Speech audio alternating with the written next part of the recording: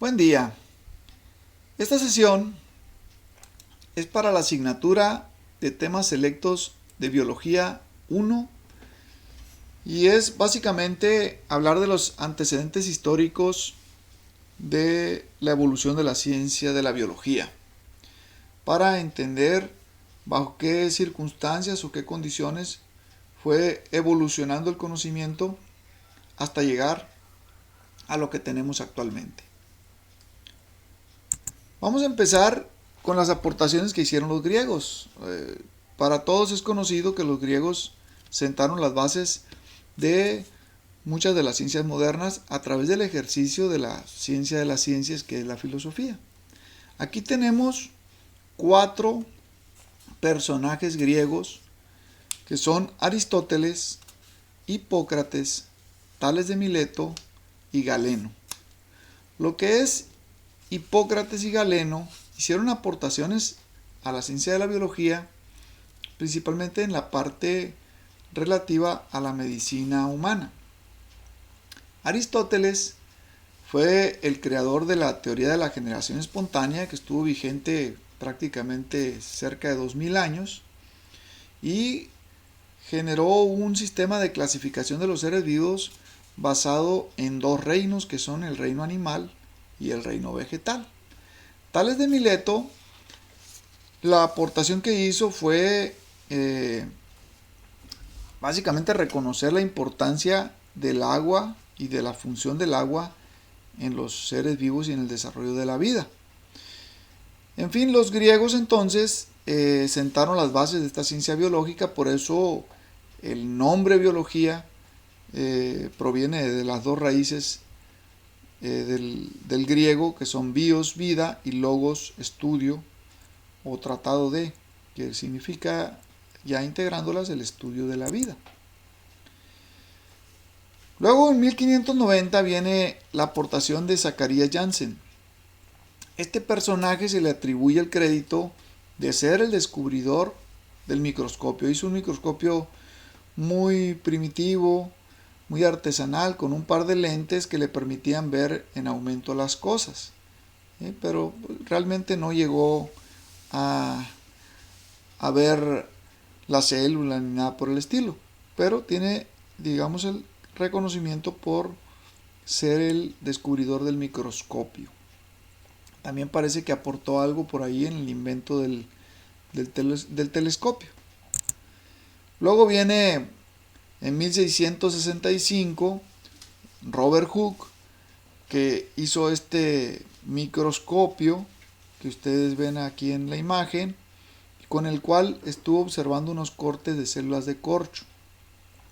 En esos cortes de células de corcho se apreciaban los espacios vacíos donde alguna vez estuvieron las células, que estaban delimitados por la pared celular y que tenían el aspecto como de celdas. De ahí viene el nombre en inglés que él les asignó, que es cells. Y entonces de ahí viene el nombre de célula, cell en inglés. A Robert Hooke se le da, gracias a esto, el crédito de ser el descubridor de la célula, aunque en realidad lo que vio al microscopio no fue una célula en sí, sino era el espacio que dejó la célula vacío en el corte de corcho. Era la pared celular lo que estaba viendo en realidad. Quien vio en realidad la célula viva por primera vez fue Antoine von Leeuwenhoek en 1675 con este microscopio, que si te fijas es totalmente distinto al de Hooke. Este pareciera como una especie de paleta que tiene el lente aquí al centro, pero con este microscopio él vio células en el agua estancada, en la sangre, estuvo observando orina, materia fecal, estuvo observando semen, estuvo observando pelos, todo lo que pudo, y dio a conocer sus descubrimientos a la comunidad científica europea de aquel tiempo, ¿sí? Que fueron a corroborarlo, y él les enseñaba lo que observaba las muestras, tratando de tapar el microscopio para que no se lo fueran a copiar y fueran a tomar el crédito por él. Él era muy celoso de ese aspecto, de que el reconocimiento se lo dieran a él como correspondía. Luego viene Marcelo Malpighi con un microscopio un poquito más potente, que ya le permitía ver algunas estructuras internas de la célula. Obviamente estamos hablando de las células eucariotas, células más grandes de tamaño. Jacob Henle, que él en 1841 establece que los tejidos celulares pues están formados por células, que pareciera algo muy obvio para nosotros en la actualidad, pero que en aquel tiempo él estaba siendo un pionero en este descubrimiento. Entonces él establece que los tejidos celulares están formados por células en los organismos más grandes, en los organismos superiores. El señor Albert Koeliker, quien dice que la división celular está controlada por el núcleo de la célula. Entonces ahí se va avanzando poco a poquito, se va conociendo un poquito más el funcionamiento de la célula y de sus componentes internos, de sus organelos. Luego viene Matthias Schleiden, quien fue naturalista y que básicamente afirmó que la célula es la unidad anatómica y fisiológica de las plantas. Eso lo afirma él en 1849. Theodor Schwann, por la misma época, afirma lo mismo, pero en animales. Es un naturalista que afirma que la célula es la unidad anatómica y fisiológica de los animales. Fíjense cómo los dos llegan a la misma conclusión, pero uno en plantas y el otro en animales. Y luego se complementa la idea de estos dos con el descubrimiento de Rudolf Virchow, donde él sostiene que las células provienen de células preexistentes, contrario a lo que se afirmaba en la generación espontánea de Aristóteles, donde se creía que las células y los seres vivos surgían de manera espontánea. No, Virchow afirma que las células solamente provienen de células que ya existían por reproducción. Entonces, con las conclusiones de estos tres se integra lo que se conoce actualmente como la teoría celular, que es una premisa básica del estudio de la biología. Aquí los tenemos a los tres juntos, a la izquierda a Matthias Schleiden, al centro, Theodor Schwann, y a la derecha Rudolf Virchow. Y básicamente lo que sostiene la teoría celular es que la célula es la unidad anatómica o estructural, la unidad fisiológica o funcional de todos los seres vivos, sin importar de qué tipo de seres vivos estemos hablando. Todos los seres vivos están formados por una o muchas células, y es la célula la unidad anatómica y fisiológica de los seres vivos. Y además, la célula solamente proviene de células que ya existían a través de un mecanismo reproductivo. Entonces, con esto ya quedan establecidos los postulados de la teoría celular. Luego vienen los trabajos de Carlos Linneo. Carlos Linneo estuvo publicando ya para mediados de 1700 y es el considerado padre de la taxonomía. Él digamos que propone clasificación de los seres vivos basado en sus características físicas, y además propone un sistema para nombrar a los seres vivos basado en el idioma latín, que hasta nuestros días con ciertas modificaciones se sigue utilizando. Se conoce como el sistema de nomenclatura binomial. Así que por eso es considerado el padre de la taxonomía, que es una ciencia muy importante como componente de la biología. Luego viene Charles Darwin, quien es el autor de la famosa teoría de la selección natural, que queda plasmada en su libro conocido como El origen de las especies, que se publica el 24 de noviembre de 1859. Las ideas de Charles Darwin se formaron desde su juventud, donde él participa en un crucero de exploración, y él iba como naturalista. El crucero se llamó el Beagle y parte de las costas inglesas en 1831, y anduvo viajando durante prácticamente 5 años, y visitó desde África, sobre todo la región sur de África, Sudamérica, hasta el archipiélago de Islas Galápagos por el lado del Pacífico, donde en Islas Galápagos particularmente, y observando unas aves que se conocen como pinzones, se cree que le surge la idea de la selección natural, que hasta la fecha sigue siendo una idea vigente con algunas precisiones y algunas modificaciones, pero la esencia de su idea sigue vigente todavía. Y de esa manera él explicaba el origen de las especies, como se titula precisamente su libro. Hay que mencionar también los trabajos de Gregor Mendel, que a mediados de 1800 hace unos experimentos con un rigor científico que es el que se aplica en la ciencia moderna. En ese sentido fue un pionero, un precursor, Gregorio Mendel. Él trabajó con plantas de guisante, lo que nosotros conocemos aquí en México como chícharos. Y lo que hizo fue cruzas dirigidas de estos ejemplares y fue observando y anotando, registrando meticulosamente y haciendo análisis de estadística de resultados, de todos los resultados obtenidos, y es lo que, digamos, derivó en la publicación de las famosas leyes de Mendel, que siguen vigentes y que aplican 100% todavía en este tipo de organismos. No aplican igual en otros organismos superiores como en nosotros, porque por ejemplo la dominancia no existe completamente en nosotros, como si lo existen los chícharos. Nosotros tenemos una situación, una condición que se conoce como dominancia incompleta o dominancia imperfecta. Tenemos los trabajos de Louis Pasteur, uno de los más grandes genios de la biología, quien descubre que las enfermedades infecciosas son producidas por organismos, por microorganismos, y que logra la hazaña increíble para su tiempo de descubrir una vacuna antiviral, cuando él nunca podía haber visto a un virus, y tal vez imaginaba su existencia. Tuvo algo de suerte y también le dedicó mucho trabajo, porque era un tipo muy dedicado a su trabajo.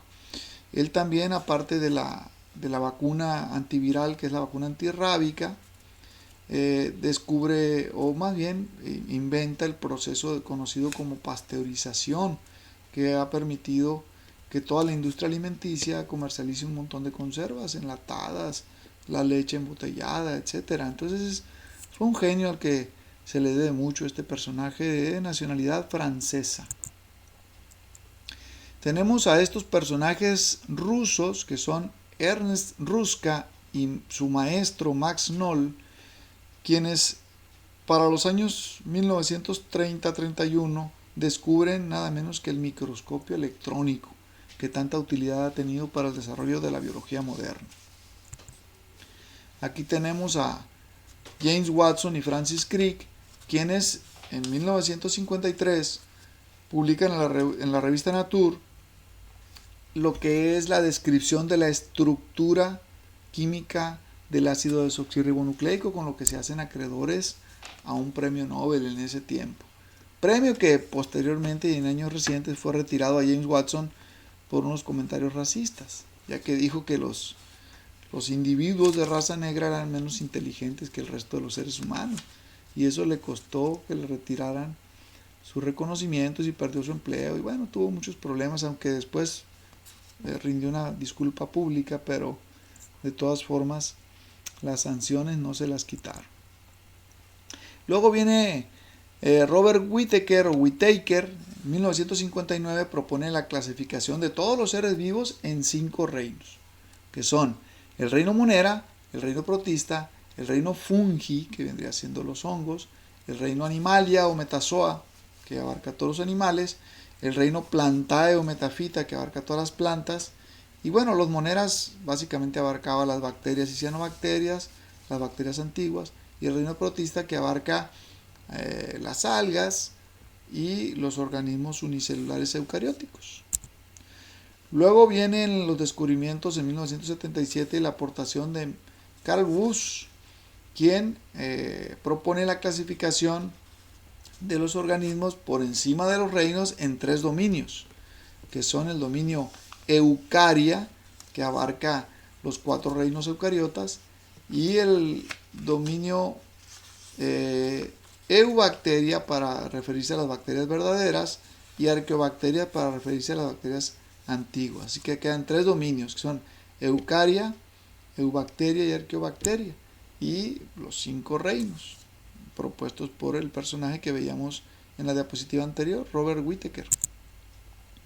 Tenemos las aportaciones de Singer y Nicholson, quienes en la revista Science de 1972 publican el modelo de mosaico fluido de la membrana celular, donde ellos afirman que la membrana celular está constituida por una doble capa de fosfolípidos con proteínas insertas, y sobre todo lo que explican es la dinámica, cómo la membrana celular puede controlar, seleccionar los materiales que entran y salen, dándole así la capacidad homeostática a la célula, la capacidad de mantener su equilibrio interno y por lo tanto su salud.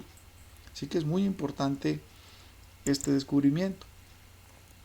Luego vienen estos personajes ya en una época más reciente, que son Norman Cohen y Boyer, quienes descubren la técnica del ADN recombinante, que junto con estos dos personajes, que son Michael Smith y Kary Mullis, que descubren la reacción en cadena de la polimerasa, con estos dos conocimientos se podían básicamente reproducir trozos de ADN en el laboratorio de manera artificial. Entonces, gracias a ello se desarrolla todo lo que son los organismos conocidos hoy como genéticamente modificados o comúnmente mencionados como transgénicos, que tienen invadido todo el mercado alimenticio a nivel mundial y que se han convertido en parte de nuestra vida, aunque muchos se oponen a su comercialización y a su consumo. Actualmente los consumimos hasta sin darnos cuenta, porque todos los productos del mercado de la industria alimenticia más comunes, más reconocidos, más comercializados, prácticamente en el mundo los utilizan. Y por eso la necesidad del famoso etiquetado, ¿no?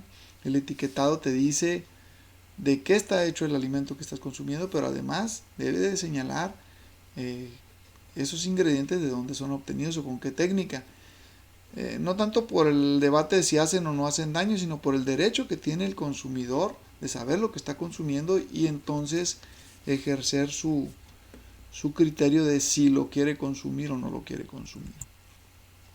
Tenemos aquí en la imagen a la investigadora norteamericana Lynn Margulis, quien propone la teoría endosimbiótica del origen de los eucariotas, que a grandes rasgos podemos mencionar que ella afirma que las mitocondrias de la célula fueron originadas por bacterias aeróbicas y los cloroplastos por cianobacterias, y hace mención de muchas pruebas muy interesantes para sostener su teoría. Por ejemplo, las mitocondrias dentro de las células se reproducen independientemente de la célula, heredan sus características, realizan síntesis proteica, tienen ribosomas, al igual los cloroplastos en las plantas. Entonces, está bastante interesante y muy sustentada la teoría de esta científica. Hay que mencionar también el proyecto Genoma Humano, que fue propuesto en 1990 y que estaba programado para 15 años y que lo que pretendía era describir cómo estaba el ADN humano, secuenciarlo en cuanto al orden de las bases nitrogenadas y también determinar cuántos genes y para qué codifican en todo lo que es el genoma. Con una inversión grandísima y participación multinacional de las principales potencias del mundo, se programó para 15 años el resultado. Sin embargo, en 11 años, para el 2001, a principios ya se estaban publicando los resultados, y aquí están las portadas de las revistas donde se preocupa, la revista Science y la revista Nature. Muy interesantes los resultados. Aquí vienen algunos de los resultados resumidos en esta imagen caricaturesca. Por ejemplo, dice aquí que tenemos un parecido genético a los grandes monos que andan en el orden del 96%. Si hablamos de orangutanes, gorilas e incluso de los chimpancés, debemos de andar como en el 98%. Se hablaba también de que solo el 2% de los genes del ADN, son genes. El 98% le llamaron en ese momento, estamos hablando del 2001, ADN basura. Pero hoy se ha modificado esa idea porque ya se sabe que ese ADN actúa como un auxiliar para la manifestación de los genes. Entonces no es basura, tiene una función independientemente de que se conozca o no se conozca. Aproximadamente se cree que tenemos 30.000 genes, cerca de 30.000 genes, con 3.200 millones de pares de bases nitrogenadas. Ya para finales de lo que es el siglo XX, se empiezan a usar muy común en todo el mundo los famosos organismos genéticamente modificados. Se dice que la primera planta genéticamente modificada se utilizó en 1986, o se descubrió, se inventó en 1986, y para 1994 se comercializa el primer producto agrícola transgénico, que era el tomate conocido como Flab Sap. ¿Qué característica tenía este tomate? Pues la característica era que era más duradero. El tomate, digamos el tomate original, a los pocos días de estar maduro o al poco tiempo de estar maduro se aguadea y se revienta con facilidad, se echa a perder. Y este tenía la posibilidad de que duraba más tiempo maduro pero con firmeza. Eso le permitía ser transportado y ser comercializado y reducir la pérdida, aumentar entonces el margen de ganancia. En el caso de los animales también se hicieron animales transgénicos. Para 1980 se trabajó con ratones y para el 82 se hicieron estos ratoncitos que ven en la imagen. Que a estos ratoncitos se les incorporó a los grandes un gen que produce la hormona de crecimiento humano. Entonces se está viendo en el fenotipo reflejado ese gen. Por eso el ratón está notablemente más grande que su hermanito que no es transgénico. Fíjense cómo casi duplicaría el volumen del hermanito, digamos, lo natural, ¿no? Y tenemos el caso muy difundido en los medios en aquel tiempo, que fue el de la clonación de la oveja Dolly. La oveja Dolly se clona a finales del 96, pero se publica el resultado en febrero del 97. Esta oveja era una oveja totalmente sana, que alcanzó la etapa adulta, que se reprodujo con normalidad, pero que al vivir ya algunos años termina por morir, y los síntomas de su muerte manifestaban un envejecimiento prematuro del organismo. Ese es un inconveniente. Ahorita obviamente los procedimientos ya están más avanzados, más perfeccionados, pero ese fue el resultado de Dolly. Dolly fue mamá, vivió una vida más o menos normal, pero murió con envejecimiento prematuro. ¿Quiénes lograron este resultado experimental increíble? Pues fueron Ian Wilmut y Kate Campbell en el Instituto Rollin de Edimburgo, Escocia. En el año, ya lo comentamos, de 1996, pero se publican los resultados a los ya 7 meses de Dolly en 1997, tratando, digamos, de asegurar que el organismo iba a sobrevivir. Pues así a grandes rasgos, este es un repaso de la historia más relevante de la biología. Sería imposible mencionar a todos los personajes y a todos los descubrimientos que se han dado para que la biología sea lo que es actualmente.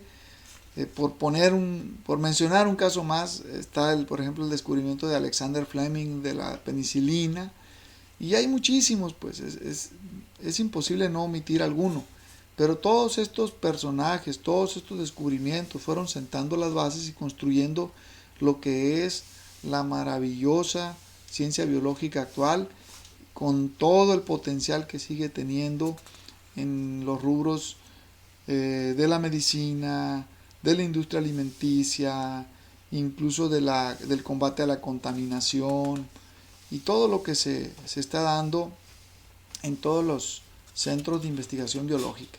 Es una ciencia realmente apasionante porque es una ciencia que trata del estudio de nosotros mismos. de los seres vivos. Entonces, así a grandes rasgos, eso es lo que les iba a explicar. Espero que la explicación haya sido clara. Les envío un muy cordial saludo. Les recomiendo que se sigan cuidando en base a la recomendación de las autoridades de salud. Y por lo pronto es todo. Que se encuentren muy bien. Hasta pronto.